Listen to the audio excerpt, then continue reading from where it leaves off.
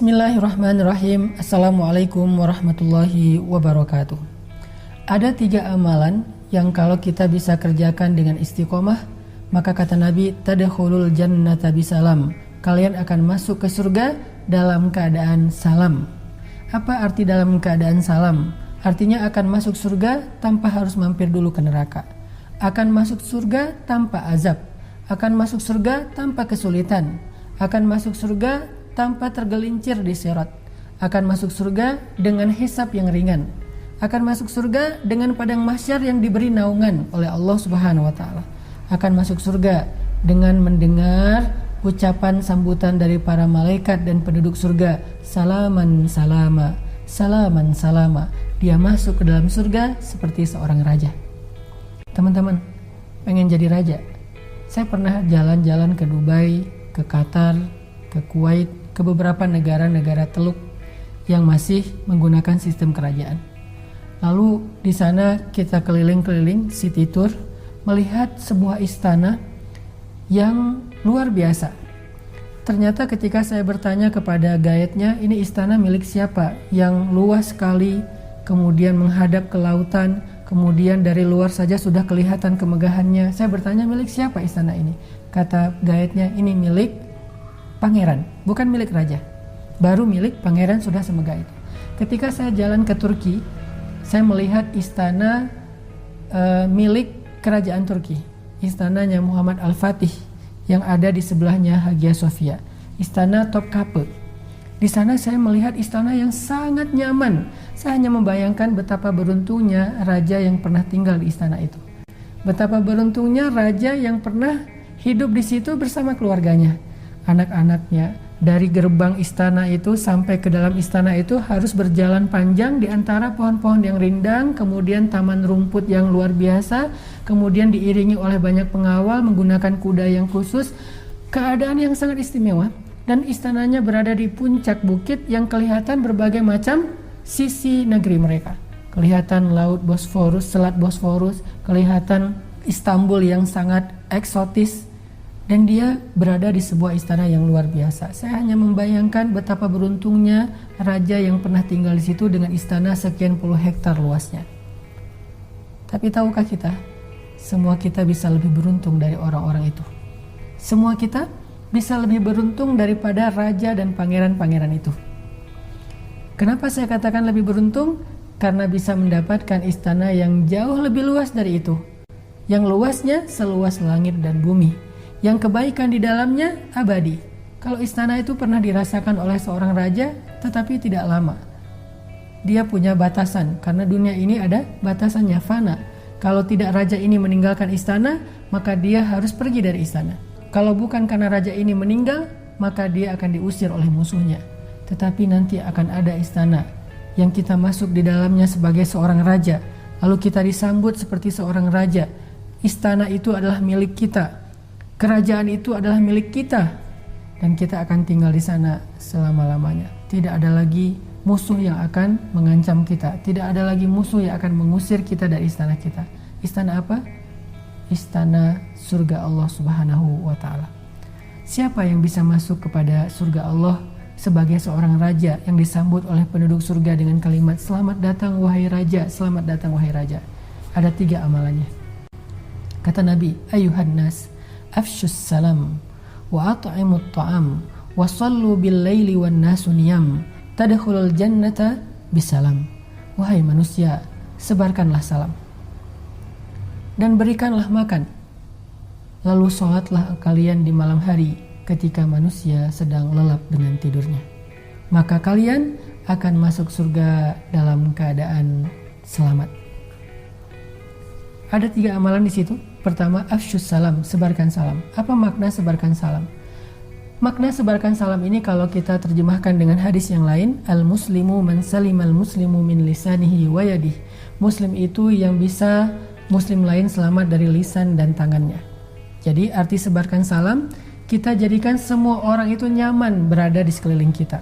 Keberadaan kita di sebuah rumah, di sebuah keluarga, di sebuah lingkungan, di sebuah masyarakat, di sebuah bangsa, keberadaan yang membuat orang lain selamat.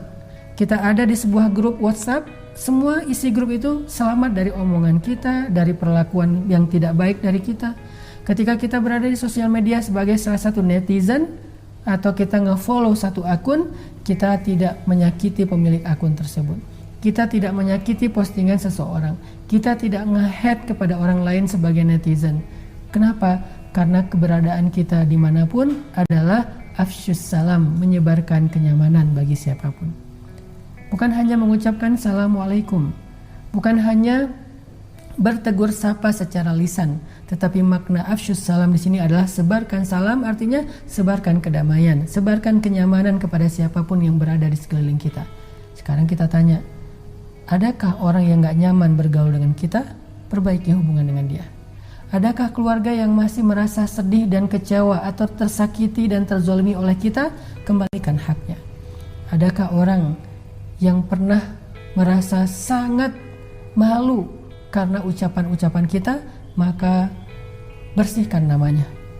Adakah orang yang merasa risih untuk dekat dengan kita karena takut akan dirugikan oleh kita? Maka perbaiki keadaan kita dan perilaku kita di hadapan dia. Teman-teman, kita coba pastikan semua orang merasa nyaman di sekeliling kita.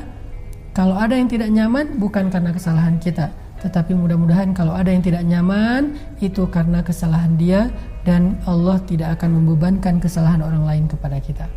Karena bisa jadi tetap ada orang yang gak nyaman dengan kita. Bahkan Nabi pun pamannya tidak nyaman kepada beliau, yaitu Abu Lahab. Bahkan Ibrahim alaihissalam ayahnya tidak nyaman kepada beliau, yaitu Azar. Bahkan Nabi Nuh alaihissalam, Nabi Lut alaihissalam, keluarga mereka tidak nyaman kepada mereka, padahal mereka orang-orang yang solih. Nah, kalau ada yang gak nyaman dengan kita, pastikan bukan karena kesalahan kita, bukan karena perangai kita yang tidak baik, tetapi karena kesalahan mereka, kedengkian mereka, karena kejahilan mereka, bukan karena kita. Jadi, amalan pertama adalah kita berusaha untuk menjadikan sebanyak mungkin orang merasa nyaman bergaul dan mengenal kita. Kalau dia orang miskin, merasa nyaman karena dapat perhatian dari kita. Kalau dia orang yang tidak mengerti ilmu, nyaman karena dapat ajaran ilmu dari kita. Kalau dia orang yang lemah, merasa nyaman karena dibantu oleh kita. Kalau dia orang yang tua, merasa nyaman karena dihormati oleh kita. Kalau dia anak muda, merasa nyaman karena disayangi oleh kita. Kalau dia keluarga, merasa nyaman karena ditunaikan hak-haknya oleh kita. Afsyus salam, sebarkan kenyamanan atau kedamaian. Yang kedua, wa at'imut ta'am, berikanlah makan. Maksud berikanlah makan di sini adalah memberi makan kepada orang-orang yang membutuhkan atau memberi makan pada saat orang dalam kesusahan. Sekarang kita merasakan hal itu.